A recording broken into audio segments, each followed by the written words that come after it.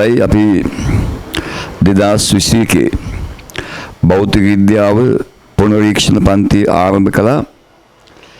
ඒකේ පළවෙනි පාඩම අවස්ථිතිය සහ ඝර්ෂණය. මේක නම් ගොඩක් YouTube කලේ. ඒ නිසා ඒකේ අන්තිම එකත් අපි YouTube දානවා.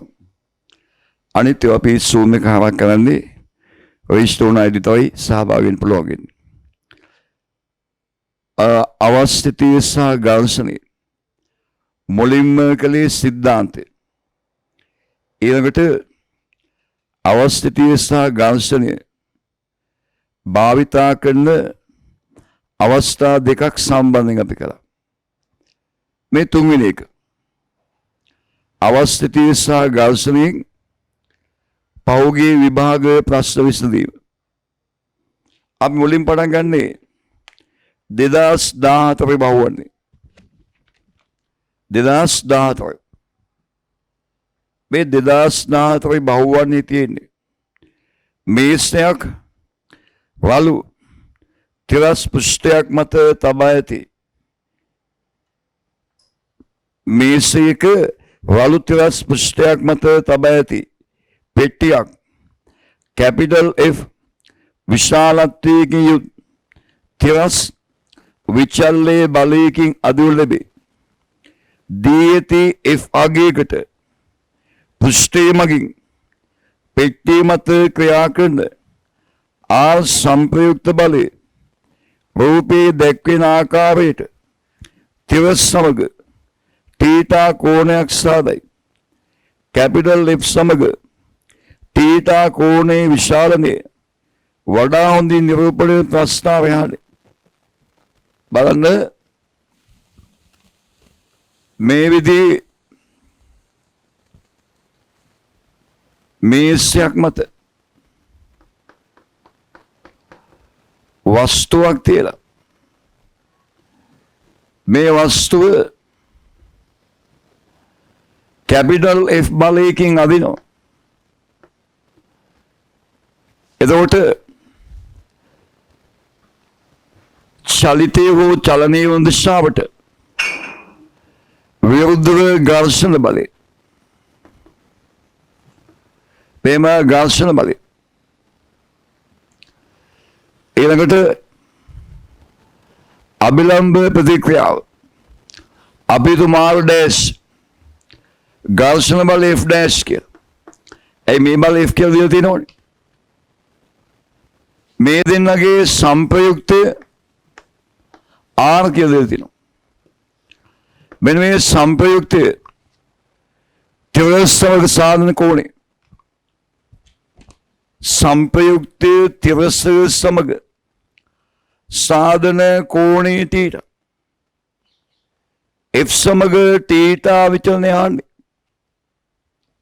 එන බලන්න සංප්‍රයුක්තය තිරස් සමග සාධන කෝණේ තීටානේ.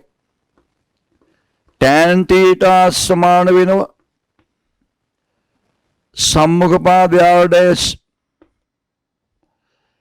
බෙදීම බද්ධ පාදය F dash. F dash කියන්නේ ඝර්ෂණ බලය. මම මේ F dash මෙහාට ගේනවා tan තීටා මෙහාට. F dash සමානයි R dash බෙදීම tan theta. R dash කියන්නේ අභිලම්බ ප්‍රතික්‍රියාව. ඒක බරයෙන් ජීවිත සමානයි. එහෙනම් R dash නියතයක්. R dash කියන්නේ බරයෙන් ජී. ඒක නියතයක් නේ. නියත පදය අයින් කළාම F dash සමානුපාතිකයි tan theta. F dash සමානුපාතික වෙනවා tan theta. ඝර්ෂණ බලය සමානුපාතික වෙනවා tan theta. අපෙන් අහන්නේ F වලාගේ වැඩි කරද්දී F වලාගේ වැඩි කරද්දී F සමග තීටා විචලනය වස්තුවක් රළු පෘෂ්ඨයක් මත තියලා වස්තුව මත තිරස් බලයක් යොදමින් ඒ බලයේ බිඳුවේ ඉඳන් වැඩි කරමින් ඝර්ෂණ බලය අපි යොමුත් අපි යොදන බලය සීමාකාරී ඝර්ෂණ බලය ඉක්මවනකම් යොදන බලයයි ඇති වෙන ඝර්ෂණ බලයයි සමානයි. අපි යොදන බලයේ සීමාකාරී ඝර්ෂණ බලය ඉක්මවම සීමාකාරී ඝර්ෂණ බලය ඉක්මවන පස්සේ වස්තුව චලනය වෙනවා. චලනය වෙද්දී තියෙන්නේ ගතික ඝර්ෂණ බලය. ඒ ගතික ඝර්ෂණ බලයේ නියතයක්. එහෙනම් අන්තිමේදී ඝර්ෂණ බලයේ නියතයක්. එහෙනම් තීර නියතයක්. ආන්නේ F සමග තීටනේ. ආන්නේ F සමග තීට. බෙදීන් පස්සේ තීට නියතයක්. තීර නියතයක්. එතෙන් යනකම් F වැඩි කරද්දී F dash වැඩි වෙනවා. ඝර්ෂණ බලය F dash නේ. යොදන බලය F වැඩි කරද්දී ඝර්ෂණ බලය වැඩි වෙනවා. මෙතෙන් යනකම් F වැඩි වෙද්දී ඝර්ෂණ බලය වැඩි වෙනවා. ඝර්ෂණ බලය වැඩි වෙනවා නම් tan theta අඩු වෙනවා. tan theta අඩු වෙද්දී theta අඩු වෙනවා. tan theta අඩු වෙද්දී theta අඩු වෙනවා. ප්‍රතිලෝමයි. වක්‍රයක් වගේ අඩු වෙන්නේ. මෙතන ඉඳලා මෙතෙන් යනකම් F වැඩි කරද්දී tan theta අඩු වෙනවා. ඇයි? F වැඩි කරද්දී ඝර්ෂණ බලය වැඩි වෙනවා. ඝර්ෂණ බලය වැඩි tan theta අඩු වෙනවා. tan theta අඩු theta අඩු වෙගෙන යනවා. මෙතෙන්දී එකපාරටම ඝර්ෂණ බලය අඩු වෙනවා. ඝර්ෂණ බලය අඩු වෙන ගමන් tan theta වැඩි වෙනවා. එකපාරට tan theta වැඩි වෙනවා. දීලා තියෙන ප්‍රස්තාවලින් මේ ගුණාංග තියෙන ප්‍රස්තාවය තමයි දෙවෙනි ප්‍රස්තාවය. මේ ගුණාංග තියෙන ප්‍රස්තාවය දෙවෙනි ප්‍රස්තාවය. මේ ගුණාංග තියෙන ප්‍රස්තාවය දෙවෙනි ප්‍රස්තාවය.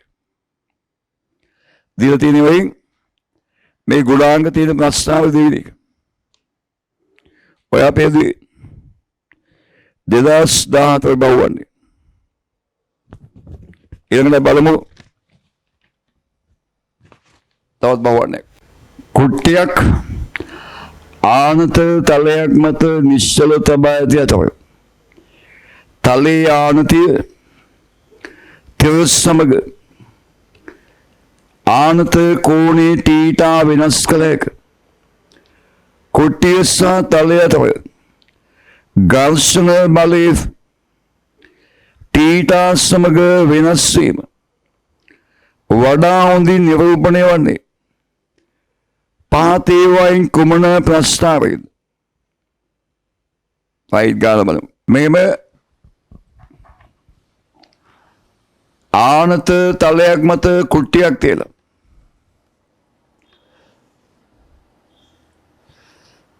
ආනත තලයක් මත කුට්ටියක් තියලා තලයේ ආනතී තීටා මේ තීටා බිඳුවේ ඉඳන් වැඩි කරගෙන යනවා. වැඩි කරගෙන යද්දී ඝර්ෂණ බලය මෙයා කොහොමද ලෙස්සන්නේ පල්ලෙහාටනේ. ඝර්ෂණ බලය තියෙන ඉහළට.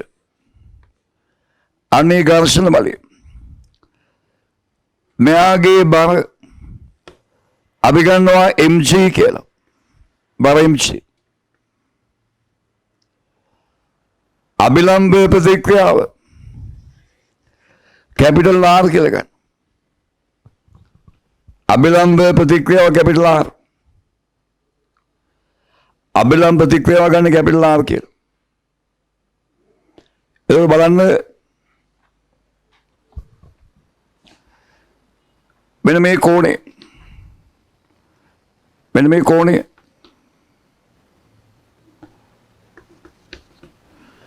මේ කෝණේ තීට නම් මේක 90 වෙනි තීට. මේක 90 වෙනි තීටනේ. මේක තීට නම් මේක 90 වෙනි තීට.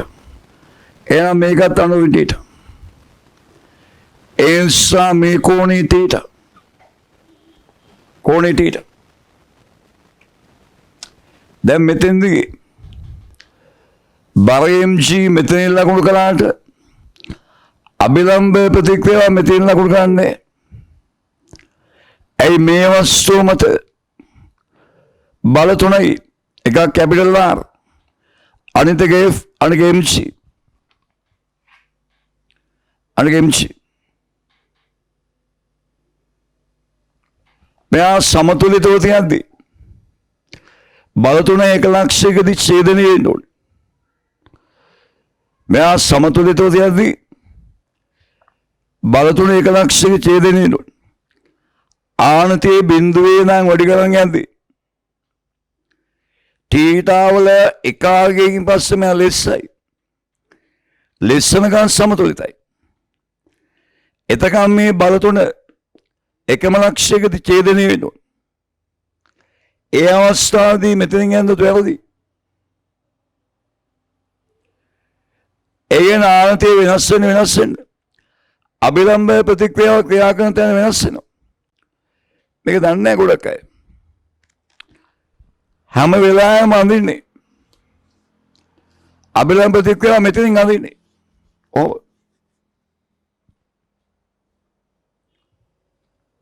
අභිලම්බ ප්‍රතික්‍රියාව අඳින්න ඕනේ. MG පල්ලෙහා තියෙන තැන. සමතුලිතයදී. එතකොට ග්‍රාම්ෂණ බලයයි මේ බලය මෙතෙන්දී ඡේදනය වෙනවා. අභිලම්බ ප්‍රතික්‍රියාව කැපිටල් R. දැන් බලන්න මෙයා සමතුලිතව තියෙනකන් පල්ලෙහාට යන්නේ නැතුව තියෙනකන් ආනතලයේ දිගේ ඉහළ තියෙන බලය සමාන වෙන්න ඕනේ MG කියන විභේදනය. MG ගේ මේ පැත්තේ විභේදනය cos θ.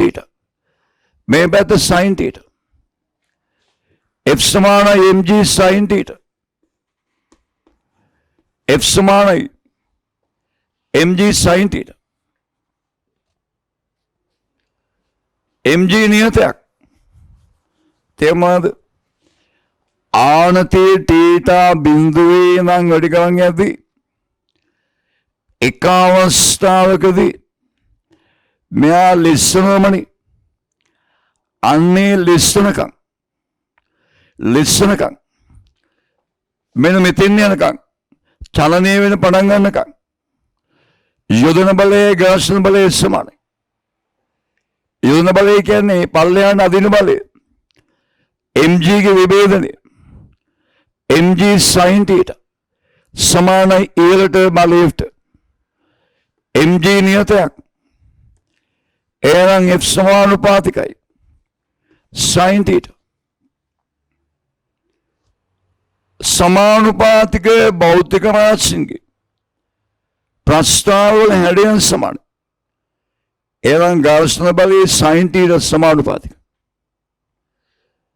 θ සමග F විචලනය θ සමග sin θ විචලනය වෙන විදියමයි.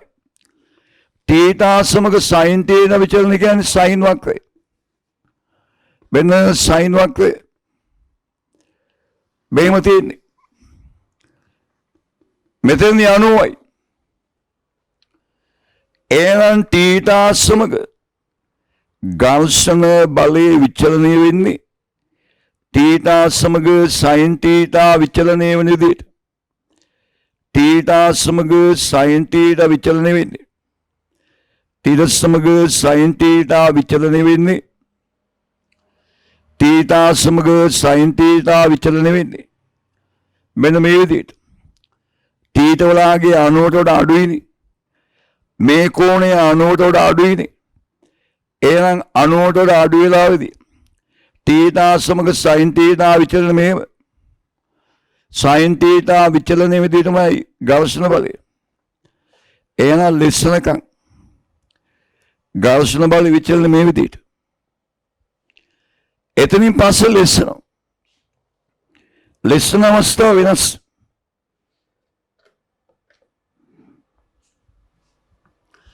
එතනින් පස්සේ ලිස්සනවා. යම් අවස්ථාවකින් පස්සේ ලිස්සනවා. ලිස්සනට ඇති වෙන්නේ ගති ඝර්ෂණ බලය. ඒක F සමාන μr. F සමාන μr. R කියන්නේ අභිලම්බ ප්‍රතික්‍රියාව. ආනත තලයට ලම්බක සමතුලිතතාවයට ලම්බක උඩ තියෙන R ලම්බක පල්ලෙහා තියෙන mg ගේ විවේදනය mg cos θ. මේ පැත්තට mg cos θ. එහෙනම් F සමානයි mu mg cos θ. F සමානයි mu mg cos θ.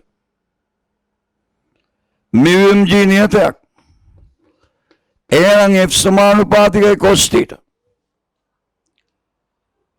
cos θ සමානුපාතික. අපෙන් ආන්නේ θ සමග F විචලනය. F සමානුපාතිකයි cos θ නම් θ සමග F විචලනය වෙන්නේ. θ සමග cos θ විචලනය වන විදිහටමයි. cos වක්‍රය ආකාරයට. θ සමග cos θ විචලනය මෙහෙම. θ 90ට වඩා අඩුයි. මෙතන 90ට වඩා අඩුයි නම් θ සමග cos θ විචලන මෙහෙම. ඒ විදිහටමයි ඝර්ෂණ බලය. හැබැයි ලිස්සන පණන් ගත්ත ගමන් එකපාරට ඝර්ෂණ බලය අඩු වෙනවා. ඊළඟට cos වක්‍රය වගේ. ඔය විදිහට ඝර්ෂණ බලය විචලන අඩු වෙගෙන යනවා. cos වක්‍රය වගේ. ඝර්ෂණ බලය විදිහට අඩු වෙනවා.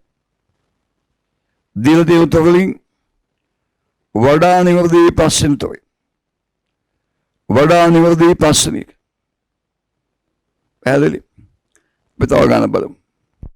ස්කන්ධේ කැබලෙම් දිගෙල්ලු ඒකාකාර ඍජුකෝණාස්වාකාර ලීපටයක් මේසයක් මත x දිශාව ඔස්සේ මේසේ එක් ධාරයක සමාන්තරව සේ රූපේ පෙන්වා ඇති පරිදි තබා ඇත්තේ ලීපටියෙන් කොටසක් මේසෙන් ඉවතට දික්වන ලෙස ලීපටියේ G ගුරුත්ව කේන්ද්‍රය සිට මේසේ කෙළවර දුර x බිඳුවයි. දැන් ස්කන්ධයෙන්ම කුඩා කුට්ටියක් පටියේ වම් කෙළවරේ තබා පටිය ඔස්සේ x දිශාවට එයට ආරම්භක වේගයක් දෙනු ලැබේ. පටිය සහ කුට්ටිය අතර ගතික ඝර්ෂණ සංගුණ මෙවුණම් පටියේ පෙරලීම සඳහා කුට්ටිය ලබා දී කී අවම වේගය වන්නේ. අපි ගන්න බලමු. right. මේ තියෙන මේසේ මත ලීපටිය. එයාගේ ස්කන්ධයේ කැපිටලින් එයාගේ ගුරුත්ව කේන්ද්‍රයේ තියෙන්නේ පටියේ කෙළවර මේසේ කෙළවර ඉඳන් x බිඳුවක් ඇති. එතනින් එයාගේ බර mg පල්ලෙහාට ක්‍රියා කරනවා. එනම් මේ කෙළවර ඉඳන් මෙතෙන් දුර ගුරුත්ව කේන්ද්‍රය L වලින් භාගයයිනේ. දැන් ස්කන්ධේ එමන වස්තුවක් ප්‍රක්ෂේපණය කරනවා. ආනවා පටියේ පෙරලීම සඳහා පෙරලීම මෙන්න මේ ස්කන්ධේ ලබා දෙයකි අවම වේගෙවි. ඉතින් මෙයා පෙරලෙන්නේ මෙතෙන් ආවම කියලා. මේ ස්කන්ධේ මෙතෙන් ආවම නම් ලෑල්ල පෙරලෙන්නේ. අවම වේගය ලබා දුන්නොත් මෙතෙන් නවතින්න ඕනේ. මේ ස්කන්ධේ මෙතෙන් ආපුවම ලෑල්ල පෙරලෙනවා. ඒසන ලබා දෙකි. අවම වේගය ලබා දුන්නාම මේ ස්කන්ධේ මෙතෙන්දී නවතින්න ඕනේ. ස්කන්ධේ මෙතෙන්දී නවතින පරිදි ලබා දෙකි අවවේගී වී කියලා දෙනවා. දැන් පෙරලෙන්න ආසන වෙලා වෙයි. මෙයාමත් තියෙන බල මේ ලෑල්ල මෙහෙම යාන්තම් ඉස්සෙනවා. යාන්තම් ඉස්සෙදී අභිලම්බ ප්‍රතික්‍රියාව මෙතනින්. මෙයාගේ සිම්පල් එම්ගේ බර එම්චි. අපි තු මෙයා පෙරලෙනකොට වයි ඈතින් තියෙන එක. ලෑල්ලේ කෙළවරන වයි ඈතින් බලගුණ ගන්නවා. දක්ෂිනාවන්ත බලගුණේ වාමාවන්ත බලගුණේ සමානයි. මේ ලක්ෂ්‍යවල බලගුණ ගන්න. මේසේ කෙළවර ඉඳන් කැපිටල් MG වරක් x බිඳුව. කැපිටල් MG වරක් x බිඳුව සමානයි සිම්පල් MG වරක් y. MG වරක් y. මේ G සහ G අයින් වෙනවා. එහෙනම් y සමාන වෙනවා. y සමාන වෙනවා mx බිඳුව. mx බිඳුව බෙදීම සිම්පල් m. හරිද? මෙන්න මෙච්චර කෑල්ද ගියාම තමයි පෙරලෙන්නේ. එහෙනම් මෙතෙන්දී නවතින්න ලබා දී යුතු අවවේගය මේමනේ කාර්ය සමානයි. බලය වැඩි කිරීම විස්ථාපනය. මෙයා මෙතන මෙතෙන් යද්දී ඝර්ෂණ බලයට යොමු කරන කාර්යය කියන්නේ ආරම්භයේදී චාලක ශක්තිය භාගයෙන් විවර්ගය මෙතෙන්දී නවතිනවා නම් මේ සියලුම චාලක ශක්තිය ඝර්ෂණ බලයට යොමු වෙලා තියෙනවා. එහෙනම් ඝර්ෂණයට යොමු කරන කාර්ය භාගයෙන් විවර්ගය. භාගයෙන් විවර්ගය සමානයි බලය වැඩි කිරීම විස්ථාපනය. මෙතෙන් යද්දී විස්ථාපනය මේ ටිකෙල් වලින් භාගයේ මේක x බිඳුව මේක y. L බෙදීම දෙක ධන x බිඳුව ධන y. එහෙනම් භාගයේ mv වර්ගය. F කියන්නේ ගති ඝර්ෂණ බලය. mu වරක් L බෙදීම දෙක ධන x බිඳුව ධන y භාගයේ mv වර්ගය සමාන mu. R කියන්නේ මෙයා මත අභිලම්බ දෙව. මේක නෙවෙයි. මෙයා මත R සමානයි සිම්පල් mc. L වලින් භාගය ධන x බිඳුව ධන y. මේ m සයි මයිගෙන මේ දෙක මෙහාට ගියාම v වර්ගයේ සමානයි දෙකයි mu g. L වලින් භාගය ධන x බිඳුව ධන y කියන්නේ mx බිඳුව බෙදීම සිම්පල් m. y කියන්නේ mx බිඳුව බෙදීම සිම්පල් m. අපෙන් ගන්න v කියන්නේ මේකේ වර්ගමූලය. එලා v සමානයි වර්ගමූලය දෙකයි mu g. L වලින් භාගය ධන x බිඳුව ධන mx බිඳුව බෙදීම mx බිඳුව බෙදීම සිම්පල් m. දෙකයි mu mg x බිඳුව v සමාන වර්ගමූලයේ දෙකයි mu mg x බිඳුව L බෙදීම දෙක ධන mx බිඳුව බෙදීම සිම්පල් m. විභාගයේ තියෙන උත්තර පහෙන් පළවෙනි එක. මේ ගානේ තියෙන එකක් තමයි ඝර්ෂණයට එරෙහිව කරන කාර්ය සමානයි ඝර්ෂණ බලය වැඩි කිරීම විස්ථාපනය. අනිත් එක තමයි පෙරලෙන ආසන්න අවස්ථාවේදී මේ පැත්තේ බලගුණයි මේ පැත්තේ බලගුණයි සමාන කිරීම. right? මේ ඝර්ෂණයේ අවස්ථිතේ අපි කරන තුන්වෙනි වීඩියෝ ඝර්ෂණයේ සාවස්තිය. ඊට කලින් සිද්ධාන්ත වීඩියෝ කළා. ගණන් අතර වීඩියෝ 3 තිබ්බා. අපි ඊළඟට පටන් ගන්නේ වෘත චලිතය. වෘත චලිතය. ඒකේ තමයි මුලින්ම සිද්ධාන්ත වීඩියෝ දාලා තිනවා. ඒකේ අංකය තමයි රිවිෂන් 4. 4 වීඩියෝ. වෘත චලිත සිද්ධාන්ත